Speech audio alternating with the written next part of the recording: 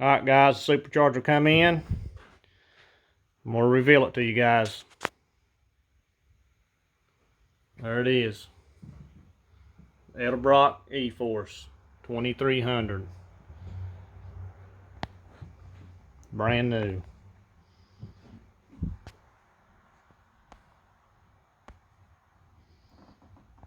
You guys could look at it.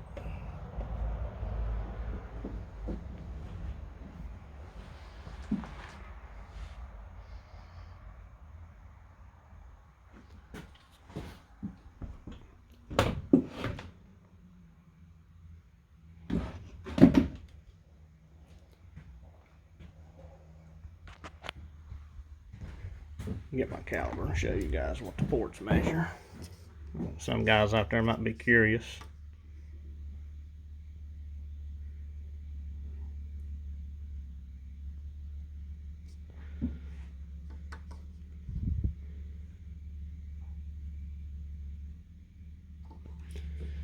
And this is a 2009 and 10 5.7 VVT kit.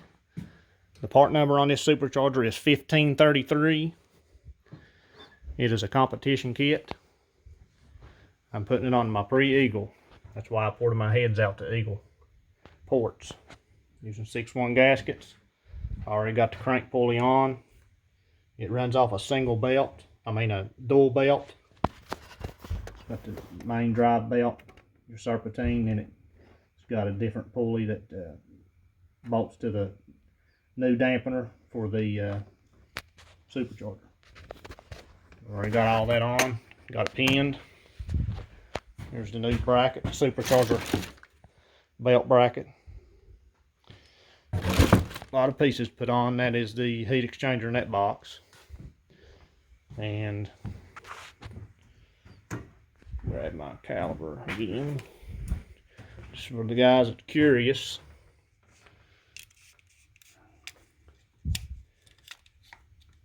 This is about 181.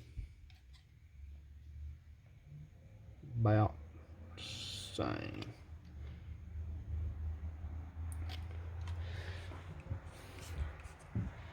Show you the 6-1 gaskets. 201.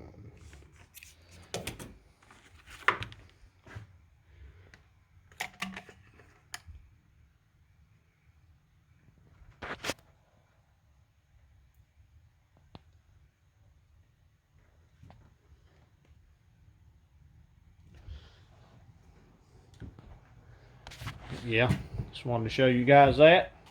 We'll try to do a little bit more video clips and to put in this video of a little bit of the install, not a whole big in depth, but we'll see what we can do. Alright guys, on this bracket, we're going to try it out. It looks a lot straighter, but I had to make some about a 1/4-inch spacer for the top. About. But you see,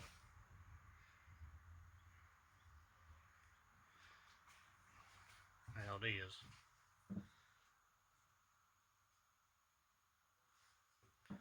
We're going to try it out and see how it does. Hopefully it don't sling no belts. If it does, we'll have to play around with spacing some more.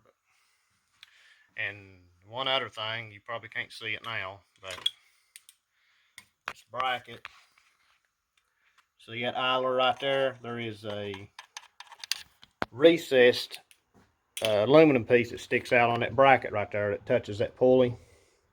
On the pre-Eagles, this bracket here, where this is a VVT kit, I had to cut that that little stub that stuck out flat. I had to cut it off flat because it was rubbing on the idler. It don't quite line up with that one hole that's there, so that's what I had to do.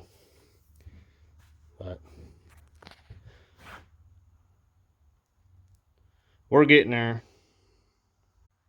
Alright guys, I want to show you This is the belt that I have on there now, the part number for the 3.25 pulley.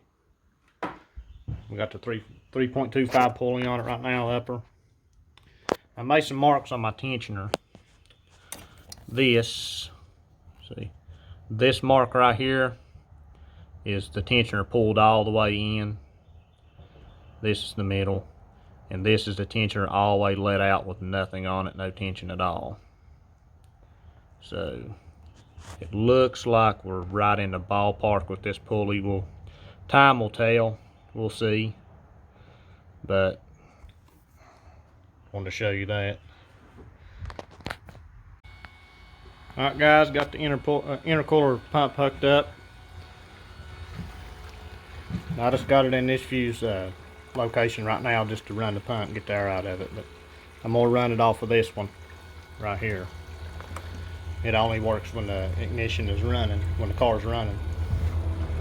But I am going to get me a switch and tie into the main power when the key's off, and have me a switch here, like if I'm at the track, turn it on. That way the pump will keep running, instead of having to pull that off and put it in another slot all the time.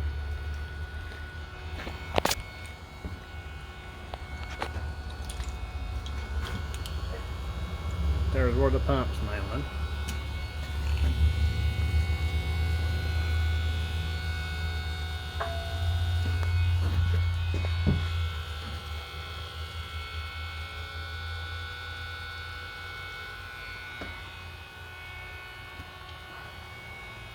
There's the heat exchanger. It's my transmission cooler I put on in front of it. The line goes up in here.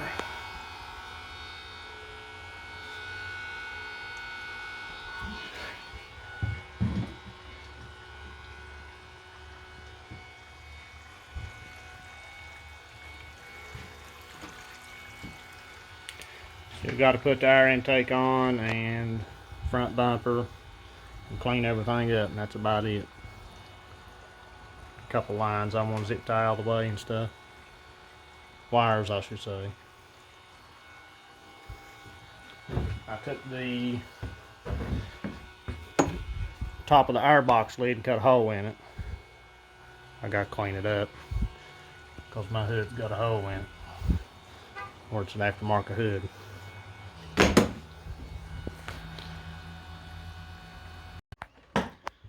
On your fans going back in, you got to shove it in from the bottom. You got to take your radiator support loose and stuff. The fans got to come up from the bottom. They can't fit down from the top no more. So tight with everything. But it's all together, other than putting the front bumper and stuff on. Try to get it on the dyno this week. Or I mean, not this week, but next week.